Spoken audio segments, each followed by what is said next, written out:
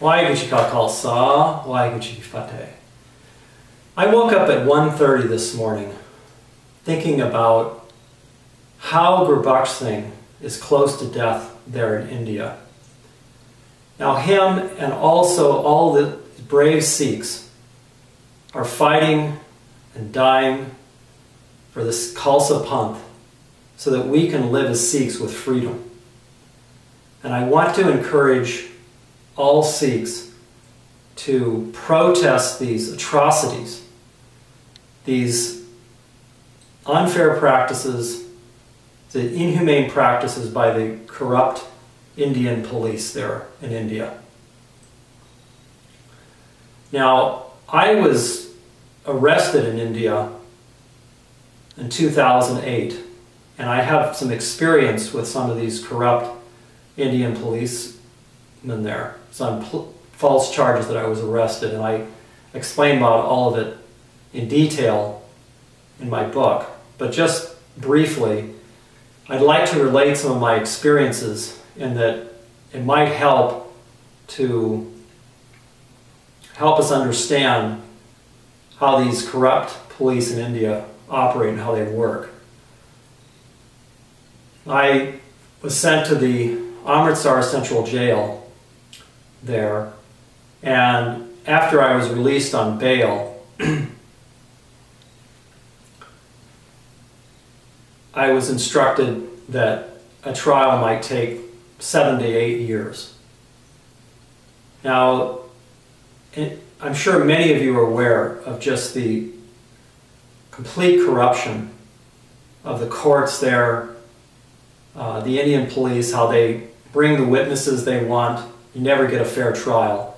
And they put these trials off for as long as possible in order to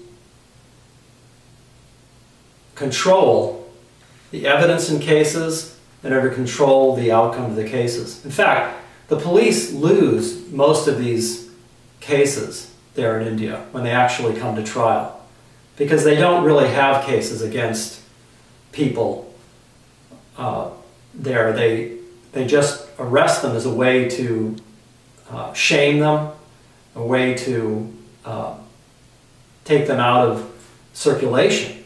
So that's what they've done with many of these Sikh political prisoners there. And so I tried to petition the court to get a speedy trial. I even asked the judge. I said, "Judge, give me a trial." But the judge refused. I think much of this is not in their hands, the judges there in India. And the power rests with these corrupt police. Now, this chief minister of the Punjab, Badal, is in charge of all of these police there.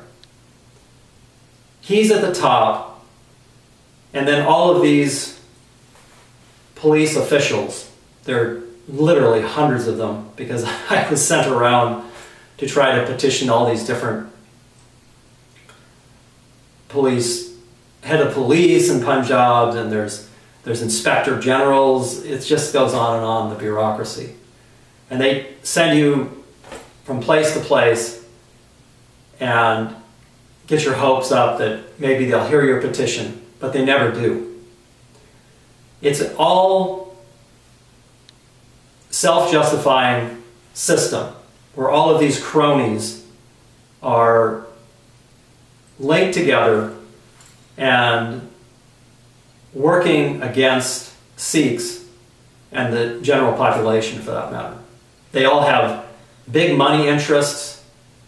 They want to keep the Sikhs down. They want to keep them in the place and shame them with these arrests. Now, Sikhs everywhere are starting to rise up.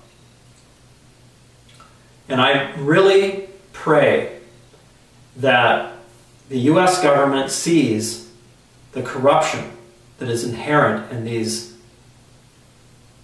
officials there in India. My experience with the US Embassy there, when I was trying to get their help, was they don't give you help.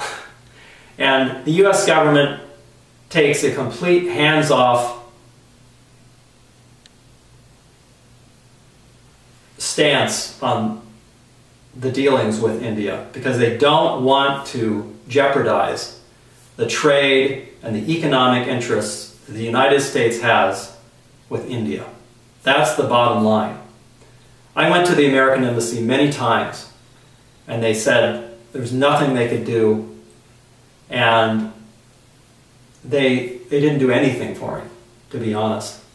Again, I talk about all this in my book.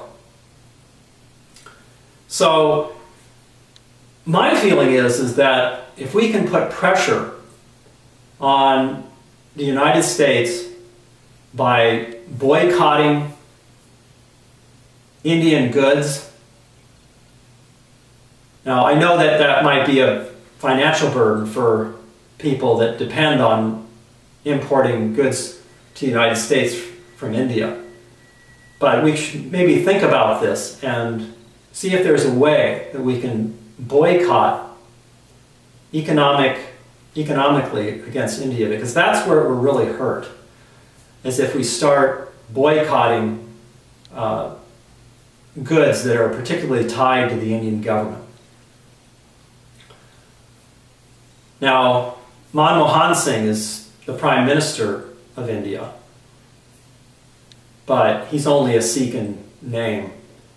He wears a turban and beard, but he doesn't follow the Sikh religion or the Sikh head. And to my knowledge, he has never made any statements about Gurbaksh Singh and his hunger strike and about the brave Sikhs who are imprisoned there in India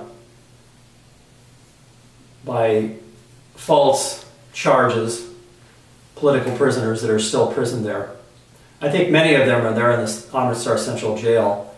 I saw some prisoners there, although I wasn't able to talk to them or see exactly who they were, that were clearly Sikhs. In fact, it was interesting. The guards there, the prison officials, are really for the Sikhs and support us, and they talk against the Punjab police and the Indian government. So that was very interesting to me. They allow Sikhs to wear kirpans inside the Amritsar Central Jail. So again, the problem rests with these political people, these people like Badal and his accomplices there, who suppress Sikhs and they suppress the general population in order to support their money interests and their economic interests, the financial interests there. So, again, let's all continue our prayers. Let's think about how we might be able to affect the Indian government by some kind of boycott. Waheguru Ji Ka Khalsa, Waheguru Ji Ki Fateh.